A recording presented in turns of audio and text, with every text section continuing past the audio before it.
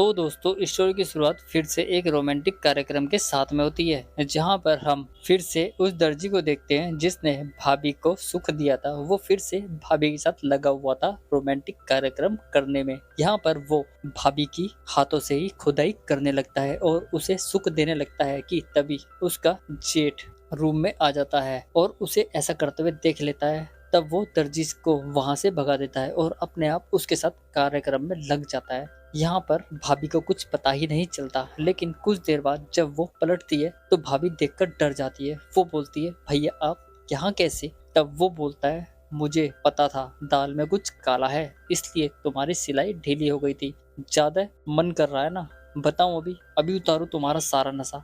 तब भाभी बोलती है, नहीं नहीं, आज के बाद दोबारा ऐसा कभी नहीं होगा, मुझे माफ कर दो। इसके बाद जेठ जी रूम से चले जाते हैं। फिर क्या था, यहाँ पर जेठ जी का मूड बन जाता है। वो भागकर अपने रूम में जाते हैं और अपनी पत्नी के साथ रोमांटिक कार्यक्रम करने लगते हैं। लेकिन यहाँ पर हमें कुछ और ही देखने को मिलता है। दरअसल उसके बड़े जेठ जी को हम भैया की पत्नी के साथ रोमांस करते हुए देखते हैं, क्योंकि वो भाभी को सुख नहीं दे पाते थे। तो इस बात का पता जेठ जी को चल जाता है। फिर क्या था, वो भाभी के साथ रोमांटिक कार्यक्रम में लग जाते हैं और खूब पलंग तोड़ते हैं।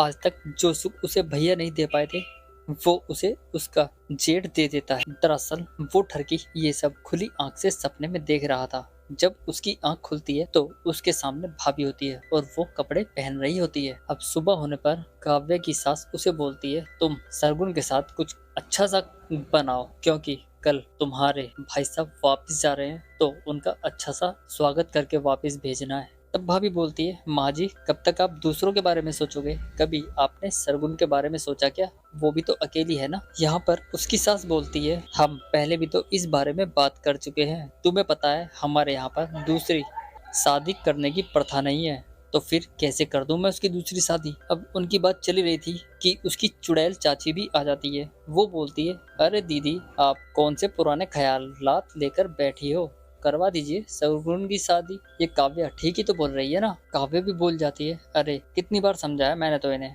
वो बैठी बैठी खा रही है और इन्हें खिलाते हुए भी शर्म नहीं आ रही। इस पर चाची बोलती है, वो अभी जवान है, अगर कल कुछ ऊंच नीच हो गया तो इस घर पर बला आना तय है। लेकिन फिर से उसकी सास दोनों का मुंह बंद कर देती है। दूसरी तरफ हमें जेठ जी को दिखाया जाता है। वो वॉशरूम में होते हैं और टॉवल मांगते हैं। तब उसकी आवाज कोई नहीं सुनता, लेकिन वहां से शगुन गुजर रही होती है। वो जेठ जी की आवाज सुनकर टॉवल देने जाती है, लेकिन जेठ जी की नीयत उसके ऊपर खराब हो जाती है। फिर क्या था, वो सरगुन को वॉशरूम में खींच लेते हैं और उसके साथ जोर जबरदस्ती करने लगते हैं। तब सरगुन बोलती है, नहीं जेठ जी ये गलत है, ये अच्छा नहीं लगता, छोड़ दो मुझे, वरना मैं यहाँ पर सबको बुलाकर इकट्ठा कर लूंगी। लेकिन वो ठरकी जेठ कहाँ छोड़ने वाला था उसे। जिसके बाद वो भाभी के साथ रोमांटिक कार्यक्रम करने लगते हैं। भाभी छूटने की कोशिश करती है लेकिन असफल रहती है। फिर क्या था, जेठ जी उसके साथ खूब रोमांस करते हैं। यहाँ पर भाभी भी अपने जेठ का साथ देने लगती है। जिसके बाद यहाँ पर खूब पलंग तोड़ते हुए दिखाया गया है। दोनों सुख पा लेते हैं। यहाँ पर विधवा की आंख खुल जाती है। दरअसल वो अपने सपने देख रही थी। जब उसकी आंख खुलती है तो उसका जेठ वहां पर टॉवल मांग रहा था और वो बाहर खड़ी होकर देख रही थी। सरगुन टॉवल देकर वापस चली जाती है। इसी के साथ ही हमारा ये एपिसोड खत्म हो जाता है। तो मिलते हैं नेक्स्ट सीरीज में, तब तक के लिए धन्यवाद।